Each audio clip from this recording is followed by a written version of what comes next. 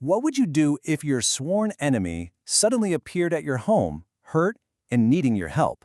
Well, that's the huge life or death question at the very heart of Pearl S. Buck's amazing story, The Enemy. Just try to picture it. You're a Japanese doctor, and your whole life is about saving people. But then, an American soldier, your country's enemy, is literally bleeding out on the beach right in front of you. It's this incredible clash of loyalties, right? A battle between your oath as a doctor and your duty as a patriot. This is the tough dilemma our hero has to face. So who exactly is this man trapped in such an impossible spot? Let's get to know Dr. Sadao Hoki, a brilliant surgeon who is really caught between two different worlds. Now, Dr. Sadao isn't just some regular doctor. No, he's a famous surgeon, a man of science, and he lives in a house that's been in his family for ages. And this home, it's just filled with Japanese tradition, and it's about to become the center of a huge moral shakeup. Sadao's life is really this interesting puzzle. He was raised by a very strict traditional father who taught him all about Japanese values. But then he was sent all the way to America for his medical training. So he's a man of science, a patriot, and he's also the only person who can save a very powerful general, which is the only reason he's not out there fighting in the war. But then, one night, the fog starts to roll in from the sea, and something comes out of that murky water. Something that is going to change his very organized world forever. Through that thick mist, a dark shape just stumbles onto the sand. It's like a ghost thrown up by the waves. And then it collapses right at the feet of Dr. Sadao and his wife Hana.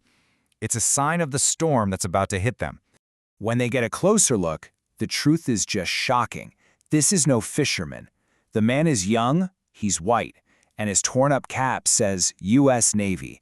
He's an American prisoner of war. He is the enemy. And just like that, the seriousness of it all just crashes down on Sadao. I mean, to hide an enemy soldier, that's treason, a crime that could get you killed. But to turn him over to the army, well, that would be a death sentence for the wounded man for sure. And this is the real war, the one happening right inside of Sadao.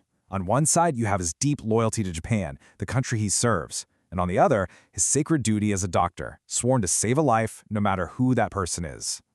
And in a moment that will change his entire life, Sadao makes a choice.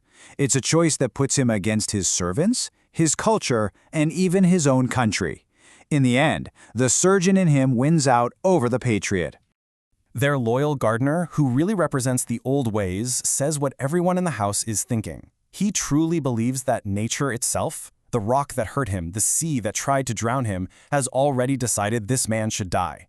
And to get in the way of that, well, that would just be asking for trouble. So you have to ask, what could possibly make a man risk absolutely everything? His family, his name, his whole life for his enemy? What's the real force pushing him to do something so rebellious? The words of his old American professor just keep playing in his head, a powerful reminder of what he truly believes in. For Sadao, being a surgeon isn't just a job, it's a sacred promise that goes way beyond war and countries. To him, letting a man die when you can save him is basically a form of murder. But, this one act of humanity kicks off a whole chain reaction of really dangerous consequences. It turns their home from a safe place into a house full of secrets. The pressure just keeps building, day by day. First, they're left all alone by their terrified servants. Then, a knock on the door. It's an official messenger, and that sends a wave of panic through the house. He's being called to see the general, and Sadako knows he has no other option but to confess everything. So, the general, he's powerful but also very sick. And honestly, he's more worried about his own health than the war. He needs Sadao. And so he comes up with this chilling offer. He'll send his own private assassins to take care of the American, to make the problem, quietly go away. But the general's cold-blooded plan actually triggers a final, desperate act. One that's going to test Sadao's courage and what he stands for more than ever before. Night after night, Sadao just lies awake. The door is unlocked, like a silent invitation for the assassins who never show up. He's tormented by the general's empty promise and his own conscience, and he realizes he just can't leave the young American's fate up to chance. He takes matters into his own hands and plans a daring escape. He gets a boat, fills it with food, water, warm blankets. He even gives the young man a flashlight, like a little lifeline to signal that he's safe. He basically draws him a map to freedom, showing how committed he is to saving this life. So the man who started out as a hesitant doctor now becomes a willing savior. In this one final, powerful act, he chooses their shared humanity over all the ugly divisions of war. He's finally embracing who he truly is. And here's the final, kind of ironic twist, right?